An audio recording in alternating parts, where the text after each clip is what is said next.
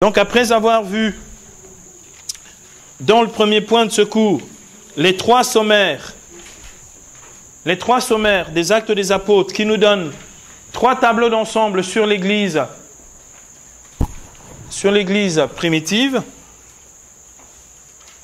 je vous propose à présent que nous puissions passer à un deuxième élément clé sur ce que l'on appelle l'ecclésiologie des Actes des Apôtres. C'est un mot qu'il va falloir apprendre. Comme vous avez appris pneumatologie, théologie du Saint-Esprit, ecclésiologie, c'est théologie de l'Église ou théologie du mystère de l'Église. Ecclésiologie.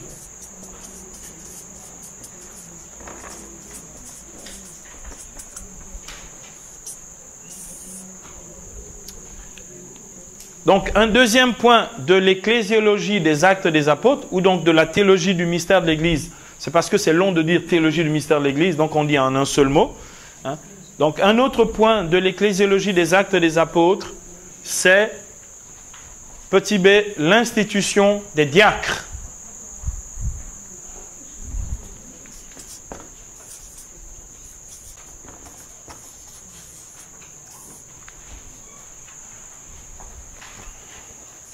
Le mot diakonia en grec signifie service.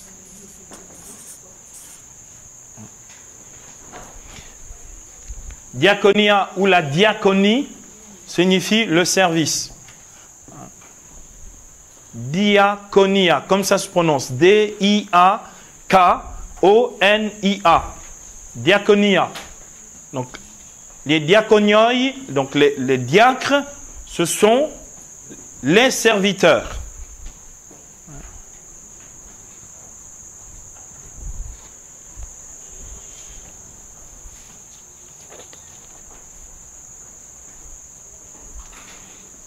Après les apôtres, c'est la deuxième institution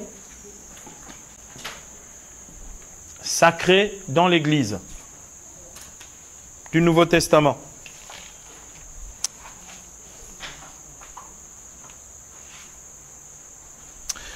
C'est donc à cause des circonstances liées à la nécessité d'un bon partage des ressources dans l'Église primitive, à cause de la nécessité justement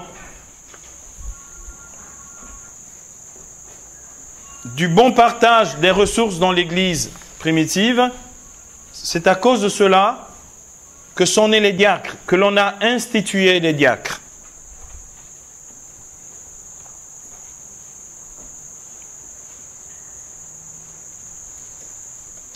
Jésus avait parlé de lui-même comme d'un diacre. Jésus s'est présenté un jour à ses disciples comme étant lui-même un diacre. Dans Matthieu chapitre 20, verset 28,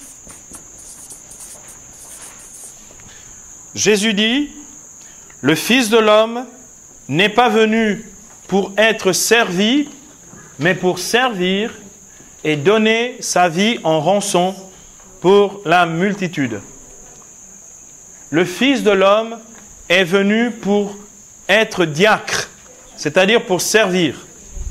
Matthieu, chapitre 20, verset 28.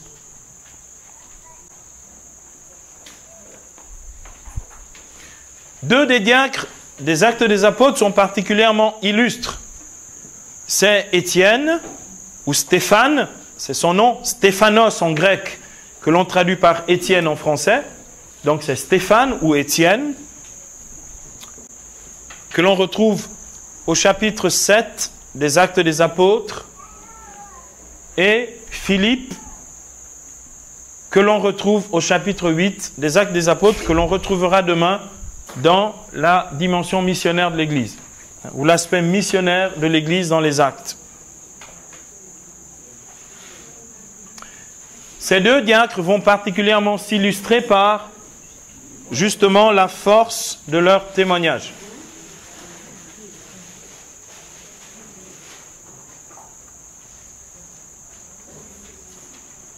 Dans le récit lucanien, ou le récit de Luc que nous allons lire dans un instant, nous pouvons découvrir les raisons de leur appel et les qualités indispensables pour remplir cette fonction dans l'Église.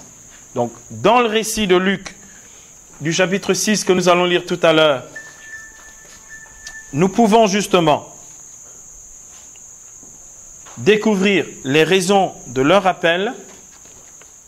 J'ai déjà fait allusion au service, mais aussi les qualités indispensables pour remplir cette fonction dans l'Église.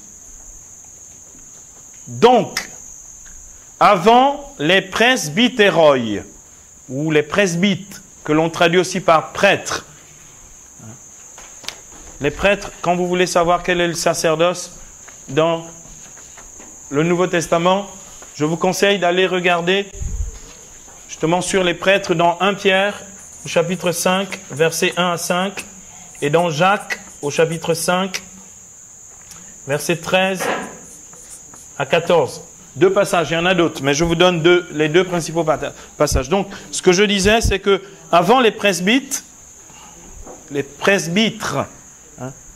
avant les presbytres, ce sont les diacres qui seconderont le ministère des apôtres. Donc, avant les prêtres, ce seront eux qui seconderont le ministère des apôtres.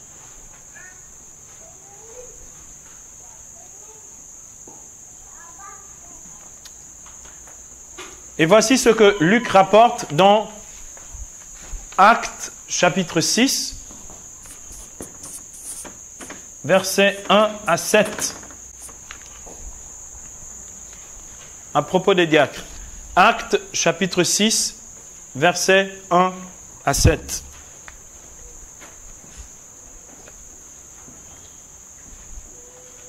Acte 6, versets 1 à 7. Luc rapporte: en ces jours-là, comme le nombre des disciples augmentait. C'est vraiment merveilleux, de voir une église où le nombre de disciples augmente. Comme le nombre de disciples augmentait, il eut des murmures chez les hellénistes contre les Hébreux. Ça veut dire que la communauté de Jérusalem était devenue une communauté mixte, où il y avait des judéo-chrétiens, les Hébreux, et des pagano- ou helléno-chrétiens, les Grecs. D'accord? Donc, il y a dans la communauté des Juifs et des Grecs. D'accord? Donc, comme le nombre de disciples augmentait, il y eut des murmures chez les hellénistes contre les Hébreux. Dans le service quotidien, disait-il, on négligeait leurs veuves. On négligeait les veuves grecques. Les 12 convoquèrent alors l'assemblée des disciples et leur dirent: il ne sied pas que nous délaissions la parole de Dieu pour servir aux tables. Cherchez plutôt parmi vous, voici les qualités requises, 7 hommes de bonne réputation. Bonne réputation, donc bon témoignage. Remplis d'Esprit Saint et de sagesse. Donc, 2 autres critères. Remplis d'Esprit Saint et de sagesse. Nous les proposerons à cet office, donc à cette fonction dans l'Église. Le diaconat est donc un office, c'est-à-dire une fonction dans l'Église.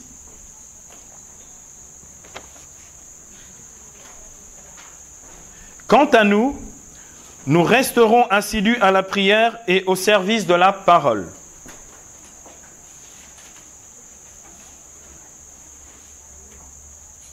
La proposition plut à toute l'assemblée et l'on choisit Étienne, homme rempli de foi et de l'Esprit Saint, Philippe, Procor, Nicanor, Timon, Parménas et Nicolas, qui étaient prosélytes d'Antioche. Ça veut dire qu'il était un grec qui, justement, avait commencé par venir au judaïsme et qui ensuite est devenu chrétien. On les présenta aux apôtres et après avoir prié et leur ils leur imposèrent les mains, donc pour qu'ils soient institués à cet office. Et la parole du Seigneur croissait, le nombre des disciples augmentait considérablement à Jérusalem, une multitude de prêtres, presbytéroi, donc de prêtres, donc ceux de l'Ancien Testament, les prêtres qui servaient dans le temple, une multitude de prêtres obéissaient à la foi. Ça veut dire que même parmi la caste sacerdotale de Jérusalem, les gens commençaient à être touchés par le Seigneur et adhéraient à la foi. Cette nouvelle institution dans l'Église va être source de déploiement missionnaire et d'accroissement de l'Église. Donc cette nouvelle institution va être une source de déploiement missionnaire et d'accroissement de l'Église. Comme on le verra surtout à travers la prédication de Philippe en Samarie, au chapitre 8 des Actes des Apôtres. Mais nous aurons l'occasion de l'étudier demain.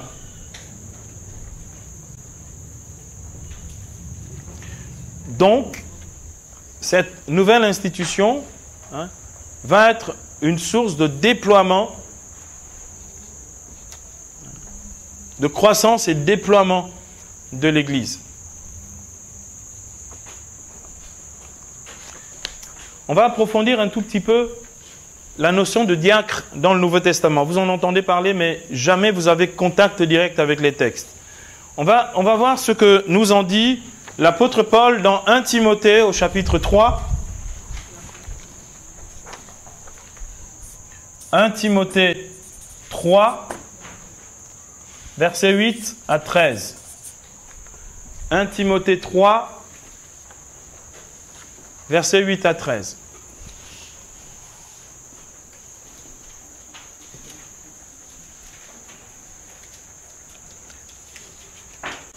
« 1 Timothée 3.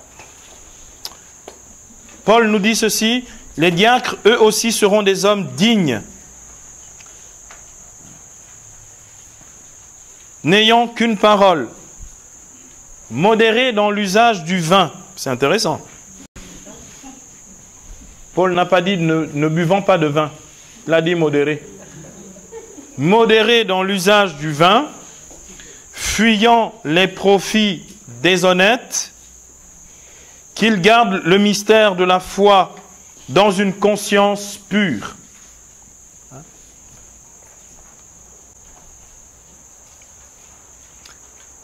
Verset 10. On commencera par les mettre à l'épreuve. Et ensuite, si on n'a rien à leur reprocher, on les admettra aux fonctions de diacres. Que pareillement, donc verset 11, que pareillement les femmes soient dignes, point médisantes, sobres, fidèles en tout.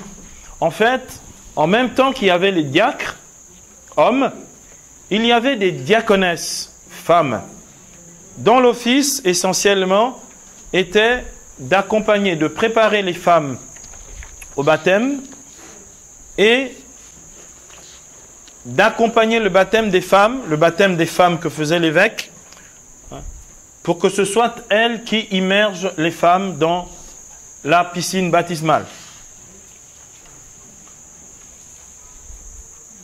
La diaconie féminine a disparu dès la fin du 1er siècle.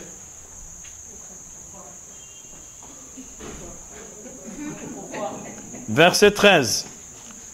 Les diacres doivent être maris d'une seule femme. Il vaut mieux. Savoir bien gouverner leurs enfants et leur propre maison.